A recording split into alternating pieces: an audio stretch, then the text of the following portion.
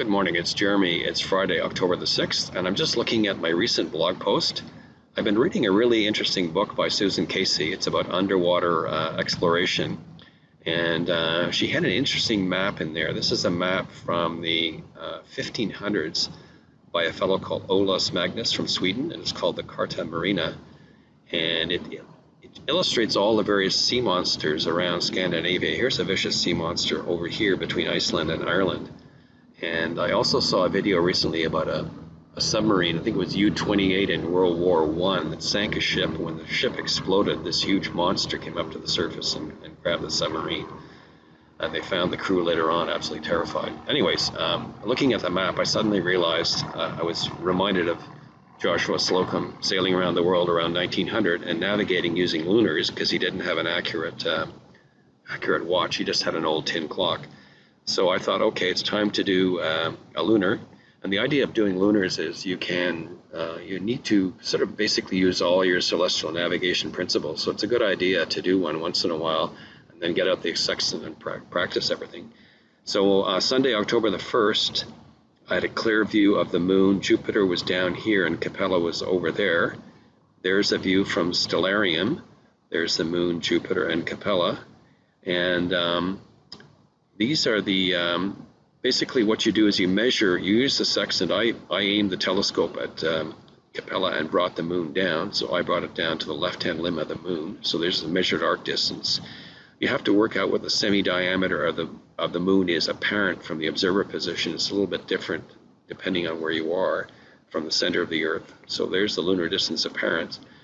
Now, generally in the lunar distance method, you measure your lunar distance and you have your HO before and after the measurements, and you average them, and then you use that to calculate your lunar distance geocentric.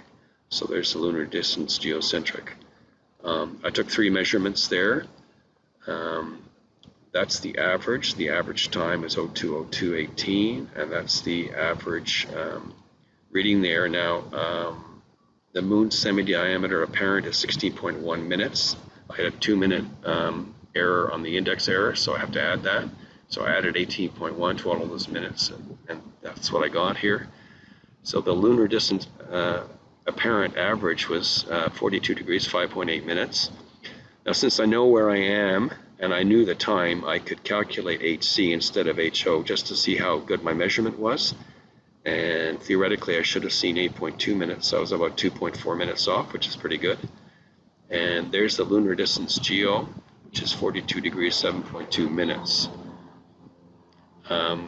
There's a great program called Navigational Algorithms. That will give you the lunar distance at the exact time. There it is there for 02:02:18. And there's a table of lunar distance measurements, something similar to what you would have seen in the Nautical Almanac way back when. So you have basically your time in UTC or GMT versus your lunar distance there. So that's where you get your time. And there's a spreadsheet. Basically, I did all my calculations on the spreadsheet there. So I put everything in there. So those are my sighting ratings. Those are my moon HC to HA conversions. In the actual, if you had an actual water horizon, you'd use HO.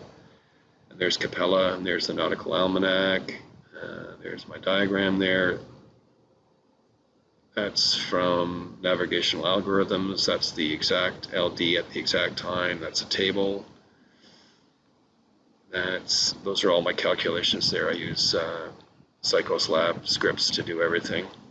And those are the particular drawings. That's from the equatorial plane view, and that's from the observer plane view. All this is in reference 6 on celestial navigation.